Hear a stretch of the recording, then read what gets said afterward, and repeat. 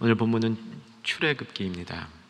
이 출애굽기는 크게 두 장면으로 구성되어 있는데, 첫 번째 장면은 모세가 소명을 받고 애굽 왕 바로에게 가서 이스라엘 백성들을 청구해서 애굽 땅으로부터 끄집어내는 겁니다. 이게 첫 번째 장면이고요. 두 번째 장면은 애굽에서 나온 이스라엘 백성이 시내 산에 도착합니다. 시내 산에 도착해서 거기서 있었던 일입니다. 이 두 사건은 언약을 중심으로 보면 밀접하게 연결되어 있습니다. 첫 번째 장면이 구출해 놓는 것, 이스라엘 백성의 부르짖음 듣고 모세를 불러서 구출, 하나님의 언약에는 구출이 있거든요. 근데 구출만 하고 끝나는 것이 아니고, 구출한 다음에 그들을 시내산에 데리고 가서 그들과 깊은 관계를 맺게 됩니다. 한 곳으로부터 끄집어내어서 더 좋은 곳으로 인도하셔서 더 좋은 곳에 하나님과 관계를 잘 맺게 해주는 것이 언약입니다. 이런 언약의 관점에서 놓고 보면 출애굽기의 이야기는 애굽에서 탈출하는 이야기보다는 시내산에서 하나님과 관계를 맺는 이야기가 더 중심에 있다는 사실을 발견하게 됩니다. 우리는 어려서부터 애굽에서 나올 때 10가지 재앙, 홍해를 건너는 사건, 또 광야로 들어가자마자 물이 없어 타박되던 사건, 아말렉 만나서 전투하던 사건, 이런 사건에는 친숙하지만 사실은 출애굽기는 그것은 시작이고, 진짜는 시내산에서 있었던 사건들을 강조하기 위한 것이죠. 출애굽기 이제 최근에 읽으신 분들이 많이 있습니다. 지난주 통독하신 분들은 출애굽기를 이제 대부분 이제 30장을 읽으셨기 때문에 이 출애굽기 내용 가운데 19장부터 끝까지가 시내산에서 있었던 사건이라는 사실을 알게 됩니다. 시내산에서 있었던 사건이 분량이 많다는 뜻이고요. 이 시내산 사건은 두 가지로 되어 있습니다. 이 두 가지는 기억 속에 꼭 담아 두셔야 됩니다. 이게 출애굽기의 핵심이고 출애굽기에 나타난 언약의 중심이기 때문에 그렇습니다. 첫 번째는 시내산에서 십계명을 주셨고, 두 번째는 시내산에서 성막을 완성할 수 있도록 성막의 설계도를 주시고 성막을 완성하도록 했다는 겁니다. 정리합니다. 두 가지를 주셨습니다. 십계명과 성막을 주셨습니다. 근데 이 둘은 연결되어 있는 거죠. 왜냐하면 십계명을 보관할 법궤가 필요했고, 법궤를 둘 성소가 필요했고, 성소를 둘러싸고 있는 성막이 필요했고요. 그 안에 기구들이 필요했습니다. 제사장이 필요했고 제도가 필요했습니다. 이 모든 것에 대한 상세한 설명이 이 출애굽기에 많이 나와요. 얼마나 많이 나오냐면 한 13장 분량입니다. 출애굽기 한 3분의 1 가까이 돼요. 그런데 십계명을 주시고 성막을 완성하기까지 이 기간 동안 좀 특별한 일들이 벌어집니다. 오늘 본문은 그 자리에 있는 말씀입니다. 모세가 십계명을 받으려고 시내산에 올라갑니다. 시내산에 올라가서 아론과 장로님들 같이 올라가서 시내산 중턱에 그분들 두고, 백성들은 이제 시내산 밑에 두고 하나님께 십계명을 받고 내려와서요 전달을 합니다. 하나님이 나에게 언약의 이 내용으로 십계명을 주셨으니까 너희들 지키겠니? 하고 모세가 묻습니다. 백성들이 그러겠습니다, 우리로 말하면 아멘 아멘 아멘, 이렇게 답을 한 겁니다. 그리고 언약식을 합니다. 자, 이 언약식에 관한 내용은 살피고 가야 됩니다. 24장으로 가시기 바랍니다. 출애굽기 24장, 제가 조금 전에 드렸던 말씀이 전개되고 있습니다. 1절, 2절 그런 내용이고요. 자, 이제 3절에 백성들이 응답하는 장면입니다. 여러분이 백성이 한 사람이 된 것처럼 생각하시고 3절 읽으시면서 자신을 3절에 대입해서 같이 3절 읽으십시다. 모세가 와서 여호와의 모든 말씀과 그의 모든 율례를 백성에게 전하매 그들이 한 소리로 응답하여 이르되 여호와께서 말씀하신 모든 것을 우리가 준행하리이다. 동의한 겁니다. 여호와께서 말씀하신 모든 것은 10계명 10가지 계명으로 요약된다, 이렇게 볼 수 있겠습니다. 그래서 4절에 모세가 끝부분 12지파대로 12기둥을 세우고, 5절에 가서 이스라엘 자손의 청년들을 보내서 번제물을 가져다가 이 제사를 드립니다. 당시에는 제사장이 없었기 때문에 제사장이 이 제물을 드릴 수가 없었습니다. 번제와 화목제를 드리고, 그 다음 봐주시면 피를 반쯤은 제단에 뿌리고 반쯤만 양푼에 담았습니다. 양푼에 담은 피를 어떻게 했는지 7절 8절에 나오는데, 7절 보시면 언약서 10계명입니다. 언약서를 가져다가 백성에게 낭독하여 듣게 하고 그들이 이르되 여호와의 모든 말씀을 우리가 준행하리이다. 다시 한번 앞에서 미리 서약한 것이고 이게 진짜 서약하는 겁니다. 8절 이제 그 피를 어떻게 했는지 확인하십시다. 8절 준비되셨습니까? 읽겠습니다. 모세가 그 피를 가지고 백성에게 뿌리며 이르되 이는 여호와께서 이 모든 말씀에 대하여 너희와 세우시는 피의 언약의 피니라. 언약의 피니라. 이 피를 뿌려서 하나님의 백성과 하나님을 결속시키는 겁니다. 하나님의 제단과 백성을 결속시키는 겁니다. 이 결속 때문에 인간이 죄를 지으면 제단이 오염되게 되고요, 제단의 제사를 드림으로 인간의 죄가 사해지는 이런 결속이 일어나게 되는데, 이를 언약의 피의 결속이라고 얘기하는 거죠. 이건 그림자고요. 우리 온전한 결속은 언제 이루어집니까? 예수님이 십자가에 달리셨을 때. 그래서 예수님의 보혈을 우리를 위해서 흘리셨을 때, 그 보혈이 우리가 믿음으로 우리 안에 뿌려졌을 때, 이때는 온전한 결속이 이루어진다. 여러분 믿으시기 바랍니다. 그 결속을 여러분이 받으신 것 확인하셔야 됩니다. 그 결속은 깨질 수 없고 그 결속은 무엇으로 인해서도 끊어질 수 없는 완벽한 결속이 되는 것이죠. 자, 그리고 모세가 이제 이 언약식을 한 다음에 하나님과 더 교제하고 계시를 받으려고 시내산에 올라가서 40일을 있게 됩니다. 24장 18절을 보시면 모세가 구름 속으로 들어가 산 위에 올랐으며 모세가 40일 40야를 산에 있느니라. 그런데 아래서 엄청난 일이 벌어진 거죠. 하나님 앞에 하나님 따르겠습니다, 말씀 준행하겠습니다, 피로, 언약의 피로 뿌림을 받은 이 백성들이 모세가 40일 안 보이는 동안에, 그러니까 40일도 안 되어서 어떤 일이 벌어지고 있냐면 금송아지 만드는 사건이 벌어지고 있는 겁니다. 자, 그게 32장입니다. 29장은 모세가 이게 그 하나님께 받은 계시고요, 32장 오늘 본문 배경이 되죠. 32장으로 이동하시면 그 사이에 모세가 40일 언약식을 바로 마치고 은혜 가운데 하나님, 우리가 하나님 백성으로 열심히 살겠습니다 약속하고 불과 40일도 안 됐는데 이스라엘 백성들이 금송아지 만드는 겁니다. 금송아지 사건에 대해서는 자세히 설명하지 않겠습니다. 다만 지난주 마지막에 설교 말미에 말씀드렸던 금은 뱀을 들고 나왔죠. 하나님이 주신 거죠. 기억나십니까? 근데 그거 가지고 만드는 거예요.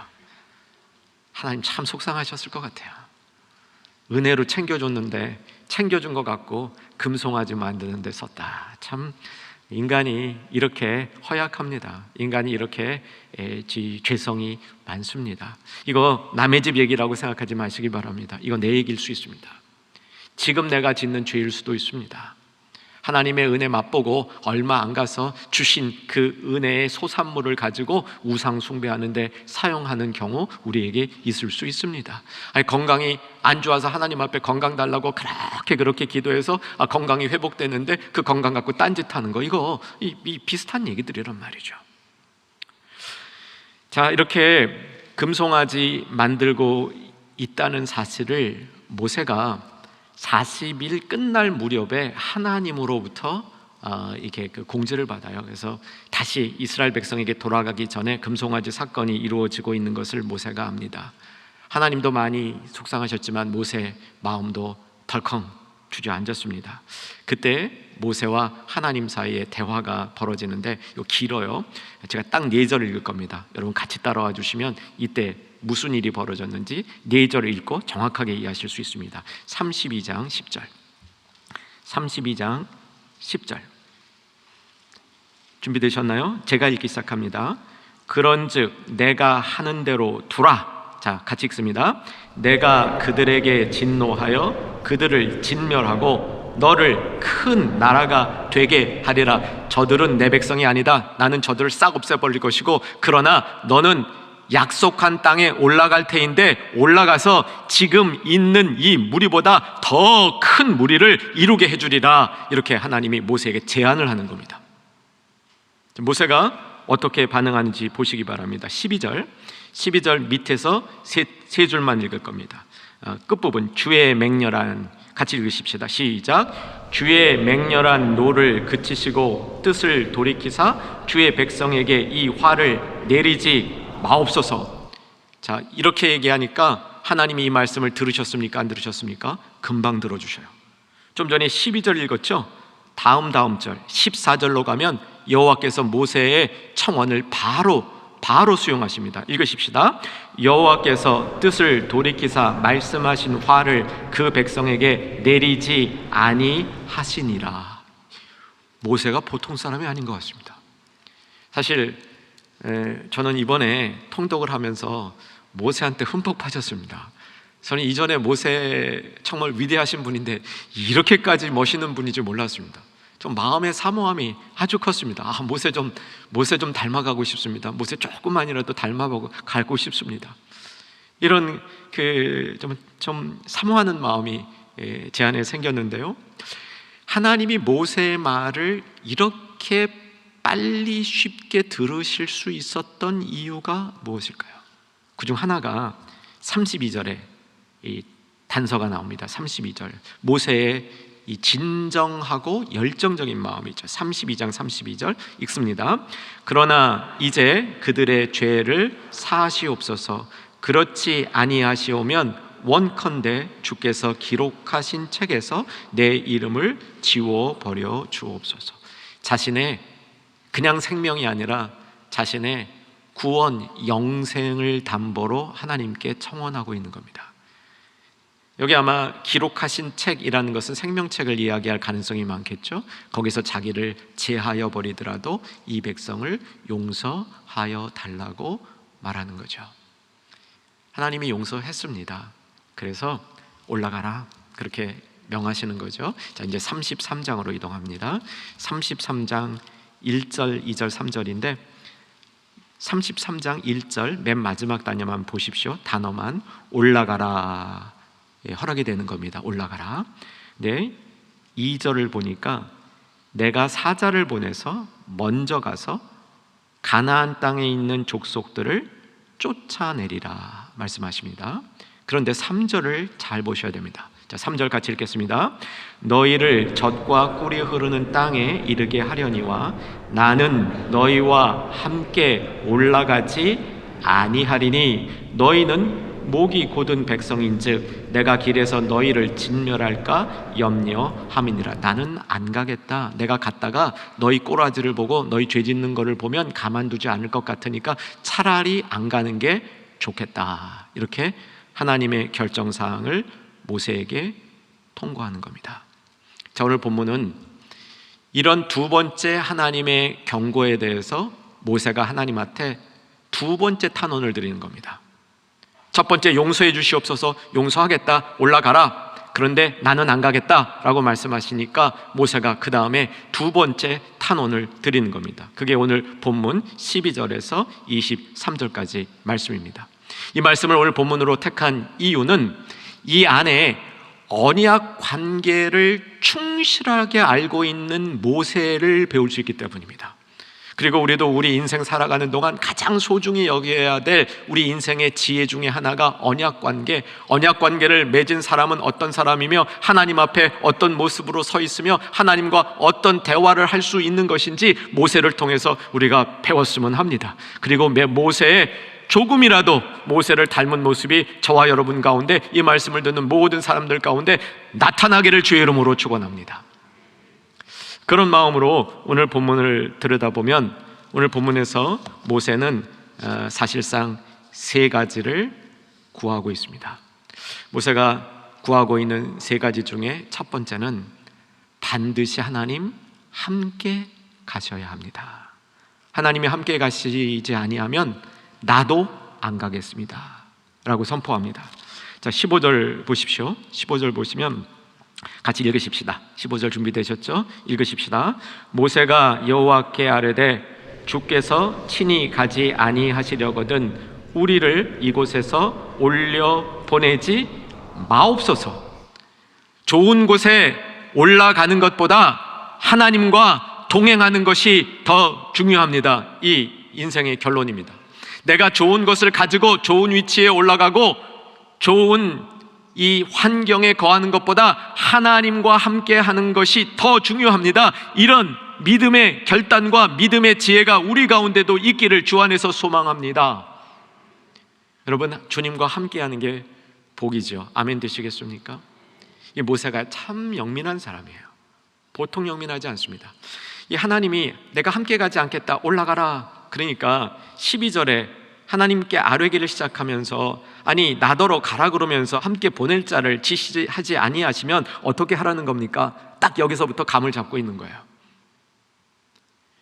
모세는 이스라엘 백성이 젖과 꿀이 흐르는 땅에 분명히 들어갈 수 있다고 믿었습니다. 하나님 없이도 그의 사자가 가서 정리해주면. 그러나 하나님 없이 들어갔다간 젖과 꿀이 흐르는 땅에서 축복을 받지 못할 것이라는 사실을 알고 있었습니다. 여러분, 하나님과 함께하지 아니하면요, 일시적으로 잘 된 것이 그다지 잘 된 게 아닙니다. 여러분, 일시적으로 잘 된 것 얻기 위해서 하나님을 사용하는 신앙은 어린아이의 신앙입니다. 우리가 신앙생활을 하면, 하나님을 믿으면 하나님이 주십니다. 주시는 것 있죠. 내가 신앙생활하면서 하나님께 받은 게 하나도 없습니다. 나는 여태까지 기도하면서 받은 게 하나도 없습니다. 나는 신앙생활하면서 축복이라는 것을 받아본 역사가 없습니다. 여러분 혹시 그러십니까? 신앙생활 잘못하고 계시는 거예요. 하나님 절대 그런 분 아닙니다. 주시죠. 그런데 우리가 그 받는 자세가 굉장히 중요합니다. 하나님이 주시고자 하는 것만 받고 즐기려고 하는 신앙은 어린애 신앙입니다. 우리가 하나님이 주시고자 할 때 주시는 것도 받지만 하나님 자체를 받아야 됩니다. 주신 것은 없어지게 되어 있습니다. 베데스다 목가에서 38년 된 병자가 나았어요. 기적이죠.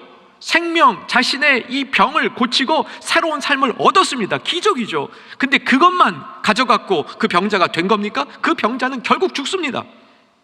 늙어서 죽어요. 그런데 병을 낫는 것을 통해서 뭐를 가져야 되냐면 하나님과의 관계를 가져야죠. 영원한 생명을 가져야죠. 그래서 내 눈앞에 보이는 축복보다 축복을 주신 하나님을 붙들어야 하는 것이 신앙의 성숙한 모습인 것입니다. 모세가 그걸 보여주고 있는 겁니다. 우리가 올라가서 젖과 꿀이 흐르는 땅 아무리 얻음들 소용없습니다. 곧 하나님이 안 계시면 우리는 다시 망하게 될 겁니다. 외적이 침입해도 안 되고요, 우리 자손들이 하나님 떠나서 그냥 방탕하게 젖과 꿀이 흐르는 좋은 땅에서 좋은 거 즐기고 살다가 망해도 안 되겠습니다. 나는 하나님이 필요합니다. 우리는 하나님이 절대적으로 필요합니다. 이 고백을 모세가 드리고 있는 것이죠. 저와 여러분, 특히 이 자리에 계신 우리 성도님들 가운데 너무 바삐 사신 것 아닙니까? 너무 바삐 살다가 그래서 뭔가 어떤 일은 좀 되고 있는데 우리 주님 잃어버린 거 아닙니까? 우리 주님 잊어버린 거 아닙니까? 모세의 지혜를 꼭 이 시간 마음속에 다시 한번 기억하시고 가장 중요한 거 잊어버리거나 잃어버리지 않는 저와 여러분 되기를 주의 이름으로 소망하며 축원합니다. 두 번째, 이 모세는 자신이 이 이스라엘 민족과 결속되어 있다는 사실을 확실히 이해했습니다. 그래서 하나님이 이 백성들 싹 쓸어버리고 더 많은 사람들을 너에게 붙여주겠다, 결국 새로운 나라를 건설하자, 이렇게 제안하셨을 때 모세는 그 제안을 받지 않습니다. 13절 보시기 바랍니다. 13절 같이 읽으시는데 이 포인트는 맨 끝에 있습니다. 읽으십시다. 내가 참으로 주의 목전에 은총을 입어 싸우면 원하건대 주의 길을 내게 보이사 내게 주를 알리시고 나로 주의 목전에 은총을 입게 하시며 이 족속을 주의 백성으로 여기소서. 백성을 위한 기도를 모세는 하고 있는 겁니다. 사랑하는 여러분, 민족을 위한 기도를 우리가 해야 됩니다. 이 성경은 결국 이 계시록 맨 끝에 하나님이 사나라 새 땅을 이루시고 이 땅의 모든 족속들을 하나님 앞에 부르실 때 민족 단위로 부르십니다. 족속 단위로 부르셔요. 그러니까 우리 한 민족의 한 단위가 돼서 주님 앞에 나갈 겁니다. 그러니까 믿는 사람들이죠. 우리 한국민들 중에 믿는 사람들이 한 단위로 주님 앞에 나갈 것이다. 성경이 그렇게 기록합니다. 이 땅에 있는 참 핍박받는 소수민족들, 그 소수민족들 한 단위로 주님 앞에 나갈 겁니다. 그래서 그 민족이 핍박을 당하고 민족이 멸살되려고 하는 것은 참 하나님 보시기에 아픈 일입니다. 여러분, 민족을 위해서 기도하는 것은 모세가 언약을 가졌을 때, 언약을 받았을 때, 그때 그 언약의 일부로 주어진 임무고 특권이라는 사실을 우리가 알아야 됩니다. 사랑하는 여러분, 나라와 민족을 위해서 계속 기도하시는 저와 여러분 충영교회 될 수 있기를 소망합니다. 특별히 언약의 관점에서, 우리나라 잘 되면 나도 좋다는 것이 아니라 언약의 관점에서 우리가 나라와 민족을 위해서 기도할 수 있는 새로운 안목이 열려야 되겠습니다. 근데 이 장면을 잘 보십시오. 이 장면을 잘 보시면요, 이 모세의 역할이 얼마나 중요한지 모릅니다. 하나님이 보실 때 이스라엘 백성은 이거 다 이제 불합격이에요. 함량 미달입니다. 자격 미달이죠. 자격 미달이기 때문에 하나님이 이 백성과 더 이상 언약 관계를 안 하려고 마음을 먹으신 겁니다. 금송아지 사건으로. 그런데 모세가 한 일이 뭐냐면 제 자신을 이 백성 위에 던지겠습니다. 저를 이 백성에 넣어놓고 한번 하나님 보십시오. 그래도 미달입니까? 이렇게 하는 거예요. 여러분, 이 모세의 마음을 우리가 근본적으로 알 수 있고 우리도 이런 신앙의 자료로 나갈 수 있기를 간절히 소망합니다. 모세를 빼고 보니까 함량 미달이었는데 모세를 거기다 얹혀놓고 보니까 하나님 보시기에 괜찮았습니다. 여러분, 이런 신앙의 인물이 될 수 있다는 것이죠. 어쩌면 이러한 신앙의 모습을 우리에게 기대하고 있다는 겁니다. 아브라함이 롯을 위하여 기도할 때에도 같은 심정으로 기도한 것이죠. 여러분, 우리가 왜 구원을 받는 줄 아십니까? 인류 전체가, 인간 전체가 하나님 볼 때는 미달입니다. 그런데 누가 거기에 얹어주셨습니까? 예수님. 예수님이 인간의 몸, 육신을 입고 이 땅에 오셔서 예수님 자신을 인간 편에 얹어주신 겁니다. 그러니까 언약 관계에 의해서 예수님이 인간 편에 얹히니까 하나님 볼 때 이 전체적으로 의롭다 할 수 있겠다. 이런 중보적인 역할을 감당하신 것이죠. 이것이 모세가 민족을 위해서 했던 이 기도의 모습인 것이죠. 자, 세 번째, 오늘 본문에서 사실은 저는 가장 많이 은혜를 받은 부분인데요, 모세가 여기서 하나님께 구하고 있는 것은 사실은 우리와 함께 진짜 가시겠습니까? 안 가시겠습니까? 이거 이상입니다. 모세는 떨기나무에서, 지난주 말씀이죠, 불타는 떨기나무에서 소멸하지 않는 그 안에 계시는 여호와를 만나고 그 여호와에게 소명을 받고 이때까지 오면서 정말 하나님과 계속적인 깊은 관계를 맺어왔습니다. 하나님을 의심한 적이 없어요. 근데 여기서도 하나님을 의심하는 게 아닙니다. 하나님을 믿어왔고 더 깊은 믿음의 관계로 들어가려고 모세가 여기서 발버둥치는 모습이 나옵니다. 자, 보세요. 33장 11절을 보십시오. 조금 앞으로 올라갑니다. 오늘 본문 아니었습니다. 33장 11절, 정말 우리가 모세를 부러워해야 될 이유가 나타나고 있습니다. 11절 같이 읽겠습니다. 사람이 자기의 친구와 이야기함 같이 여호와께서는 모세와 대면하여 말씀하시며 모세는 진으로 돌아오나 눈의 아들 젊은 수종자 여호수아는 회막을 떠나지 아니하니라. 여기 여호수아의 모습도 우리 기억 속에 조금 담아두시면 좋겠습니다. 모세가 친구처럼 하나님과 대면해서 얘기했다. 부럽지 않습니까? 이렇게 하나님과 친구처럼 대면하여 지나온 모세는 이 상황 속에서 정말 자신이 갖고 있는 좀 안타깝고 이해가 확실히 되지 않은 사건이죠. 어떻게 이스라엘 백성들은 금송아지를 만들 수 있었을까? 이렇게 패역할 수 있을까? 이러한 관계 속에서 모세는 정말 하나님에 대해서 더 깊이 알고 싶었던 것으로 보입니다. 사랑하는 여러분, 인생에 어떤 큰 문제가 있을 때 꼭 그 문제만 해결을 하기 위해서가 아니라 그거를 계기로 내가 하나님을 깊게 알고 싶다, 내가 하나님의 정수를 알고 싶다, 이런 마음이 드는 성도가 되어주시기를 부탁드립니다. 되어주십시오. 제가 아는 어떤 권사님이 있는데 작년에 만 65세로 은퇴하셨습니다. 은퇴하시기 전에 열심히 일하셨는데 말미에는 약간 몸에 어려움이 있어서 몸도 돌볼 겸 해서 일찍이 은퇴를 하셨습니다. 그 권사님의 고백인데, 그분이 최근에 통독을 하시기로 결단을 하셨습니다. 우리처럼 1년에 1독하는 게 아니라 1년에 다독을 결단하셨습니다. 그래서 평생 살아있는 동안 몇 번 읽으리라 라고 결심을 하셨는데 우리가 생각하면 헉하는 수준입니다. 근데 그 결단을 하게 된 동기가 있습니다. 무슨 동기냐면, 주변에 신앙생활을 하면서 참 모범이 되고 마음으로 존경하던 이제 그 동료가 있었는데, 그분 아들이 20대인데 결혼 안 한 아들인데 교통사고로 죽었답니다. 참 부모한테 잘한 아들이었대요. 얼마나 열심히 부모를 섬겼는지 모를 아들이었는데, 그 아들의 죽음을 보면서 한편으로 굉장히 비통해하면서 한편으로 그 이전에 볼 수 없었던 신앙의 확신과 신앙의 단단해짐을 보면서 이 권사님이 이게 뭐지 하는 생각이 들었답니다. 도대체 하나님은 왜 그런 어려움을 믿는 사람에게 허락하고, 믿는 이 사람은 도대체 어떤 신앙으로 이런 걸 극복했는지, 본인이 경험하고 있는 작은 삶의 어려움과 대입해서 정말 하나님을 알아보고 싶다고, 하나님을 알고 싶다고. 의심이 아닙니다. 내가 요만큼 알고 있는 하나님 분명히 그 수준이 아닌 것 같은데 더 깊게 알고 싶다고 통독 다독을 결단하시고 도전한다는 얘기를 들었습니다.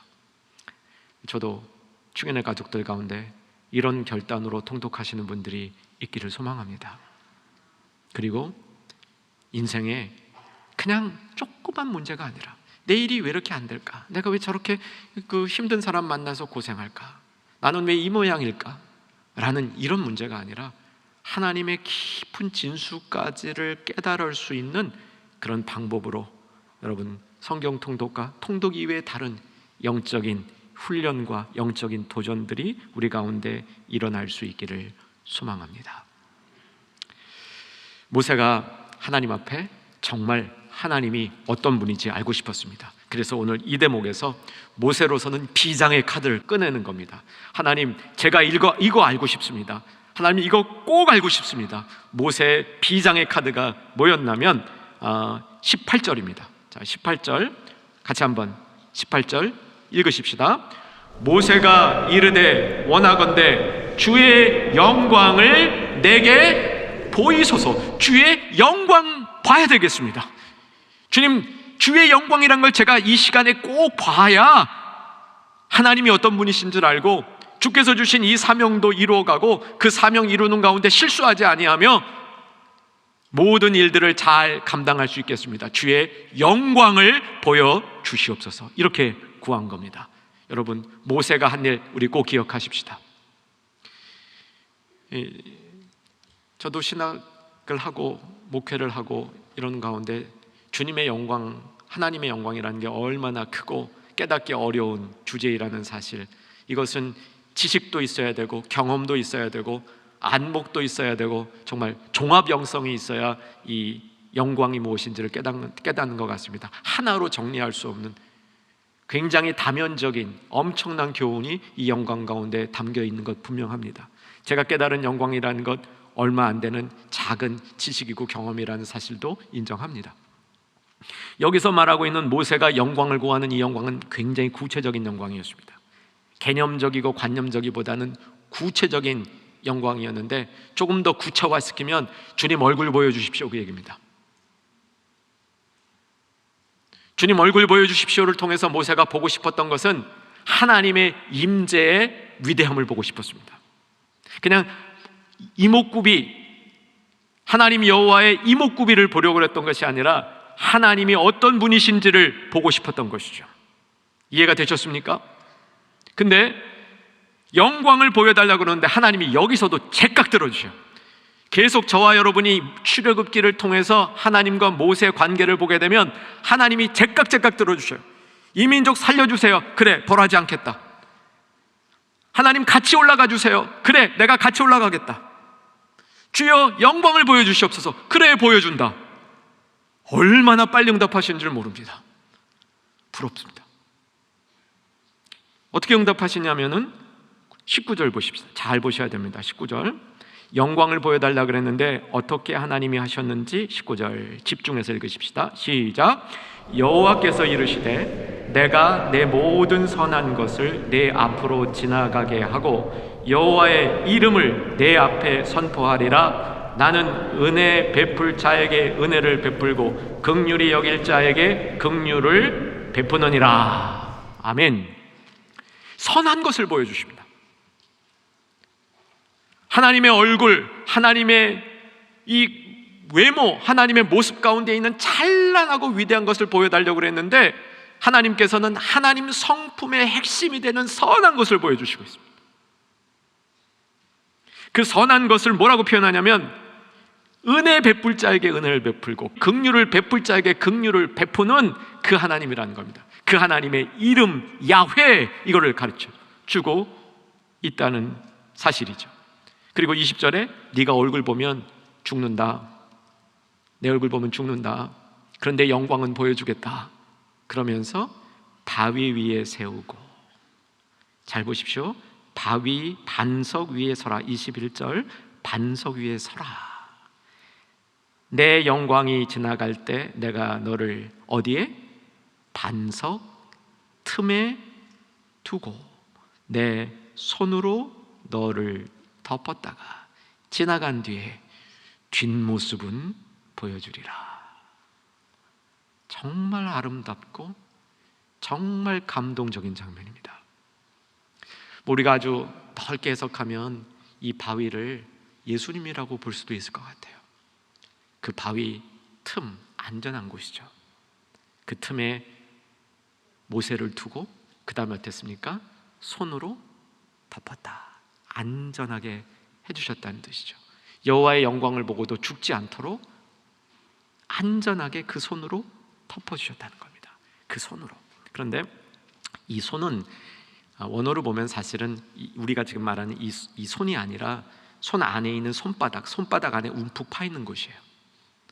움푹 파 있는 손바닥으로 덮어줬다는 게 은혜입니다.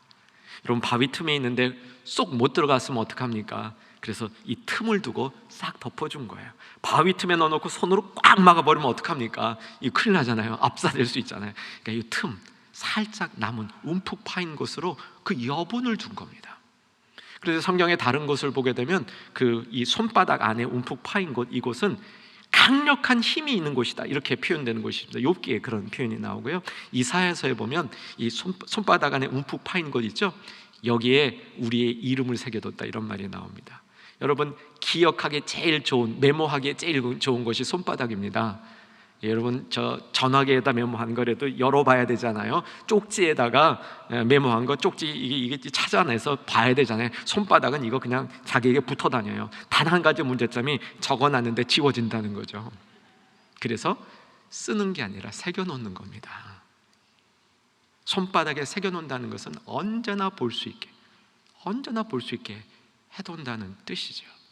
여러분, 이 모세가 하나님과 가졌던 이 관계는 우리가 언약을 통해서 가질 수 있는 최상의 모습입니다. 여러분, 언약을 붙들고 사시기를 주의 이름으로 축원합니다.